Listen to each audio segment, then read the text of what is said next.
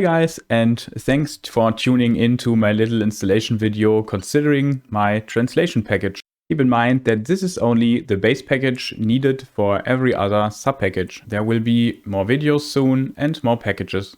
After you've set up your project in Visual Studio, you can just go ahead and install a package over the NuGet Package Manager. So just click here with NuGet Package Manager and then manage NuGet packages. This is in German installation, but if you are familiar with Visual Studio, this shouldn't be a big problem. So click NuGet Package Manager. Then you can search for my name, which I think is in English rskibbe.I18n in this case, the subpackage for internationalization. And then you can check this one over here and click install. Make sure that you choose the right project. After everything is installed and this little check mark over here pops up, you're ready to use. Let's now dive into the code and I can start building my own translator for my application. Again, keep in mind that this is only the base package and there are several other packages which will help you even more customizing it for your needs. As I personally enjoy this Fluent API stylish pattern like you see in the background, I've also done it like this over here. To get started, you can kick off a new translator builder by accessing the translator.builder property. This will kick off a new builder you can use to build your translator. In the next step, I'm calling the build method, which will create a builder with some defaults. And in the next step, I'm calling store instance, which is very helpful to make it even easier to access the translator, something like a singleton pattern in this case. Next, you can also store the translator instance created by this method like a normal variable. This could be, for example, useful if you want to use like dependency injection, but it's not really much needed over here. And after I created my translator like this and I've stored the instance, I can now access this instance by calling translator.instance. And a translator is basically someone who translates things for you. So you can just call translate on it to translate some key or some identifying word, so to say. So I could just say, hey, translate the value key1. The translator will try to look it up for you and give you the response.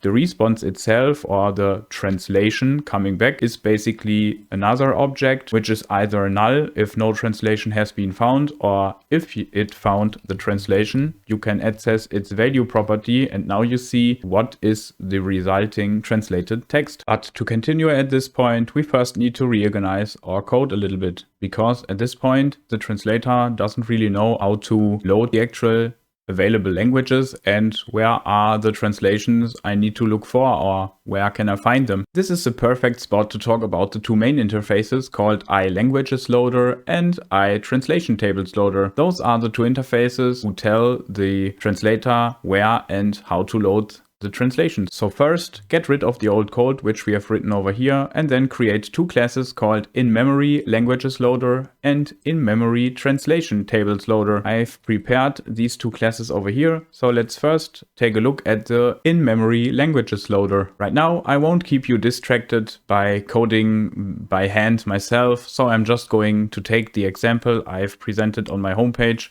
which can be found on the corresponding page. So I will just copy the in-memory languages loader implementation from there. There are basically three things which are important over here. The first thing, as you can see in the interface, if I go into it with F12, there is something like create language async, which is for later usage if you want to be able to create languages, but this isn't as important right now. So the most important thing over here is the load languages async function, which obviously loads the available languages.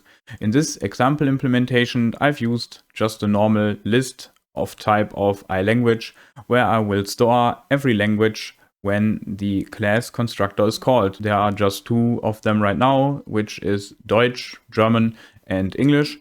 And in the next step, there is the function mentioned above, which is called load languages async. In this method, you always want to return new instances of the language. So I'm basically calling the base list, calling the select method, providing a lambda expression, which basically copies the language, which supports cloning, and converting it to list back again. So each time I call this function, I have a new list of new languages And yeah, then I'm calling task from result to match the corresponding interface, because it could be, for example, that you load these languages from a web API or a file operation with JSON or INI, which I have so provided some packages as well, but that's a topic for later. Right now, we can now list the available languages and start using them.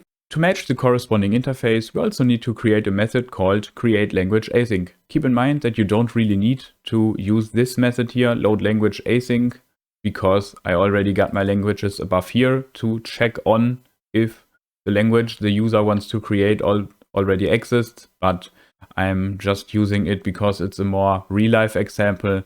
When you are using or fetching the data from a database or something like a web API, you want to make sure you got the current state of the art, you know what I mean? So you got the current data sets and not some that are like 5 hours old. So yeah, because of this, I'm using loadLanguageAsync again. For sure, I could just use all languages in this case to check on.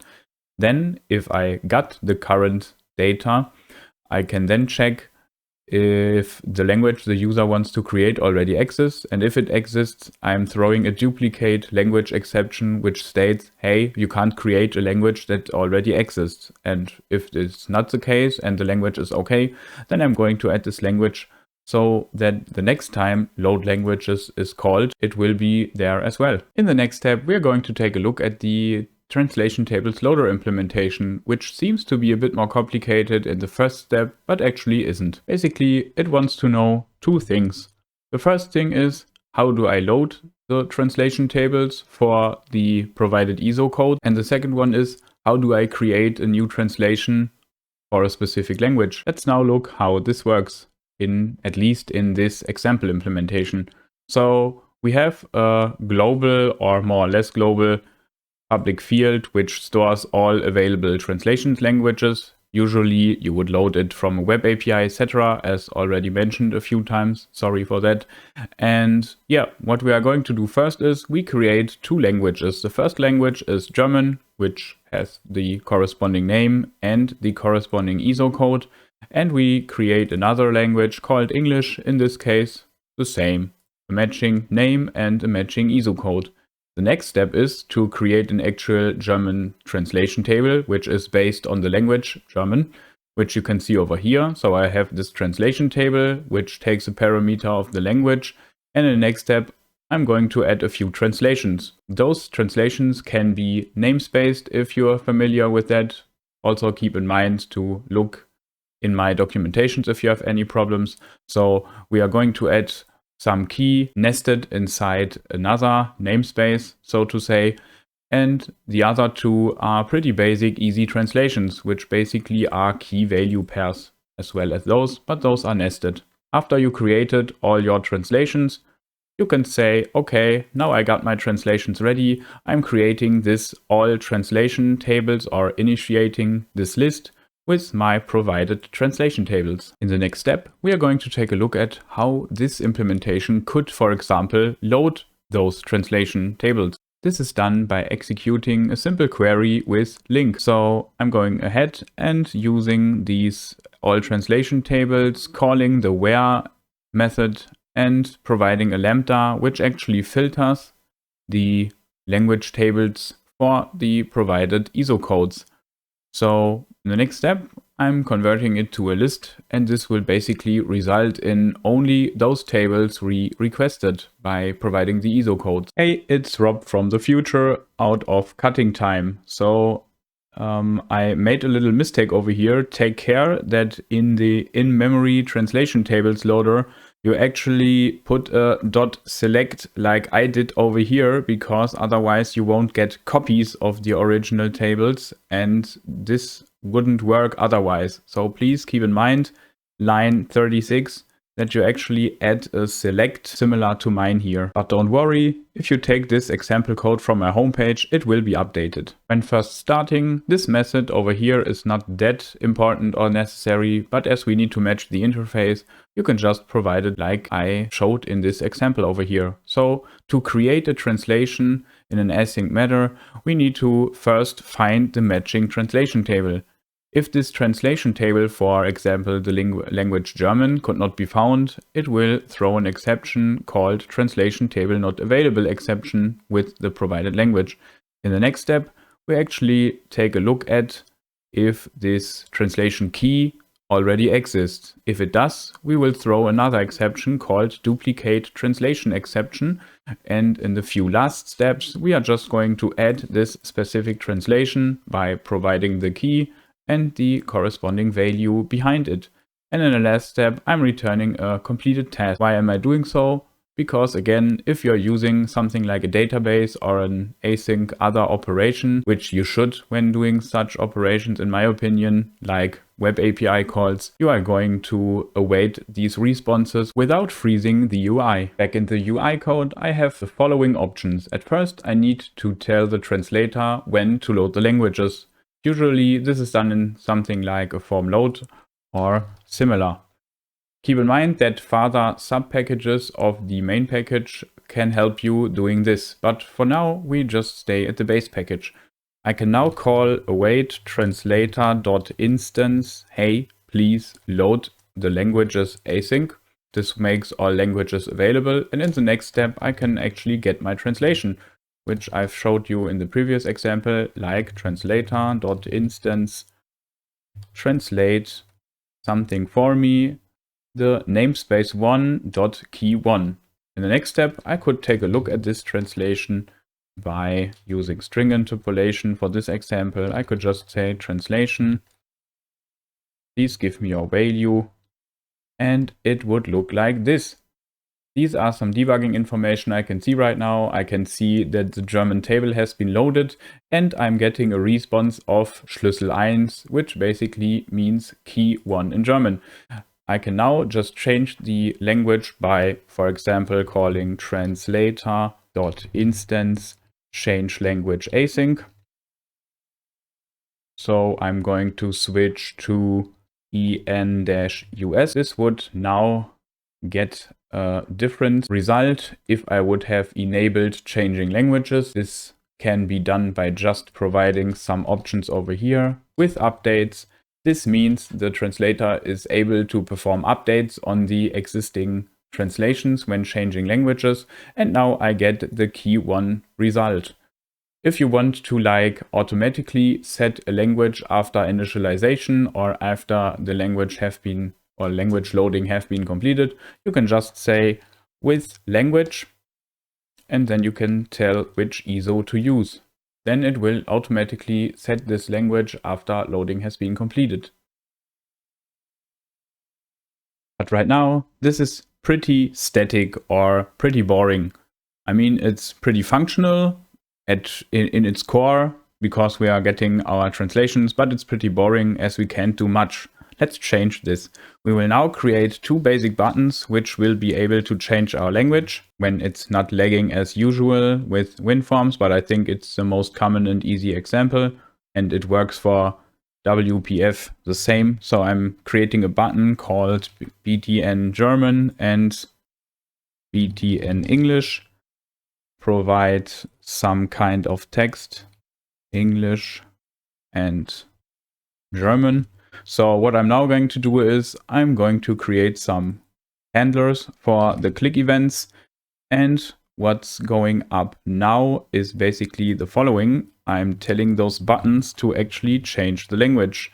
That means I'm calling change language async. For the German button, it's for sure DE, and for the English one, it's EN US, and for sure this needs to be async as well. Right now we wouldn't see much in the interface, so let's create a label which is then bound to an actual translation. This means we're putting a label on the form, create a useful name like text. Wow, so useful, I know. And now we are going to say, hey, your text isn't static. We are going to bind your text, which is actually done over here after we have loaded the languages and the language got set by this helper function, or we could set it manually over here as shown like a few minutes ago. And we are going to take this translation on a form-wide level to be able to better access it and not to get killed after this void is over. So let's create this thing over here, translation. We call it labeled text translation. I think this makes kind of sense. Just take a look at the example. So this would mean, hey, this is your translation. And now I'm going to bind this translation to our label. And I can do this pretty easily by calling data bindings.add. I'm adding a new data binding, which first needs the property name, which the translation gets bound to. This is a text property. I could also, for example, use the name of operator to avoid spelling mistakes. In the next section, it usually wants to know which object is my data source. The data source is LBL text translation. That's the translation itself.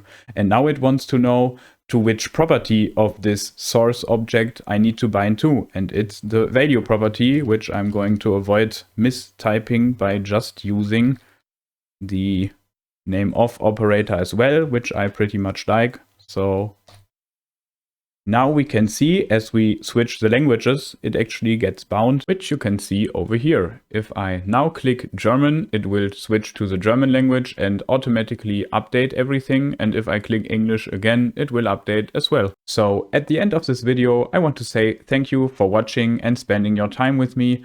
And I would really appreciate it if you can give the video a thumbs up or even subscribe. Also, keep in mind that there are other packages helping you translate your applications. For example, if you want file-based translation with like JSON or .ini files, this can also be easily downloaded and there will be videos in the future.